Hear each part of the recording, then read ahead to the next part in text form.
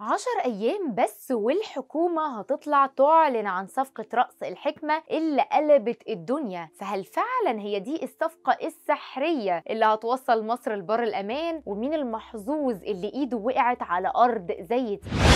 الحكاية بدأت ببيع الأرض ونية الحكومة لبيع منطقة رأس الحكمة للأجانب عشان توفر دولار يطلعنا من مشكلة السوق السوداء، لكن مفيش بعدها بساعات وفي مصادر من الحكومة نفت الكلام ده. الجديد بقى إن طارق شكري رئيس لجنة الإسكان في مجلس النواب قال إن صفقة مشروع رأس الحكمة مؤكدة، بس الإعلان الرسمي بسبب الوقت اللي محتاجينه للاتفاق على التفاصيل الفنية والقانونية، يعني تقدر تقول إن الصفقة في مراحلها الأخيرة، وخلال 10 أيام بس هيتم الإعلان الرسمي عنها لكل الشعب. السؤال هنا بقى، صفقة زي دي هتجيب كام؟ شكري قالك إن الكلام ده دفع 22 مليار دولار مقدم لصفقة مشروع رأس الحكمة، مش مبالغ فيها، وخصوصا إننا بنتكلم عن مدينة كاملة ليها موقع متميز جدا. وصحيح لسه مفيش معلومات كافية عن الصفقة لغاية دلوقتي، بس التسريبات اللي انتشرت عن المشروع وحصيلته الدولارية ساعدت على انخفاض سعر الدولار بالسوق الموازية. ده كمان مصطفى بكري أكد إن مصر مش هتبيع أرضها، ورأس الحكمة مشروع استثماري زيه زي أي مشاريع تانية الحكومة شغالة عليها دلوقتي عشان تلاقي حل عاجل لأزمة الدولار. حسب بقى كلامه، مشروع رأس الحكمة بالساحل الشمالي ده الهدف منه تحصيل 22 ل 42 مليار دولار على مساحة 11.5 مليون متر. كمان شعبة السياحة بتؤكد إن موقع خليج الرأس الحكمة متميز جدا بعمق 7 كيلو متر في الصحراء، وموجود على البحر المتوسط بين شرق مدينة العالمين وغرب مرسى مطروح. يعني المدينة دي لو اتنفذت صح وبضمير هتعمل نقلة في السياحة جوه مصر، وهتخلق فرص عمل للشباب، وفي نفس الوقت هتزود أعداد السياح اللي يعتبروا من أهم مصادر الدولار للبلد. نيجي بقى لآخر سؤال، مين المستثمر اللي حاطط عينه على خليج رأس الحكمة؟ بص يا سيدي، مصدر لقناة القاهرة الإخبارية قال إن في مفاوضات حاليا مع عدد من الشركات وصناديق الاستثمار العالمية الكبيرة للوصول لاتفاق هيتم إعلانه قريبا عن بداية تنمية المنطقة خلال بقى 5 سنين. بس المفروض إن المدينة دي تشتغل عشان تبقى واحدة من أهم وأفخم الأماكن على خريطة السياحة في البحر المتوسط والعالم كله. على فكرة ده مش هيكون آخر مشروع، لأن خطة مصر للتنمية 2052 حاطة منطقة الساحل الشمالي الغربي هدف وأولوية، لأن الحكومة شايفة إنها أحسن منطقة نقدر نبني فيها مدن جديدة تستوعب الزيادة السكانية في المستقبل. وده هيحصل بالاعتماد على أنشطة السياحة والخدمات الترفيهية والصناعات التكنولوجية والمولات الضخمة والمراكز الإدارية للشركات العالمية.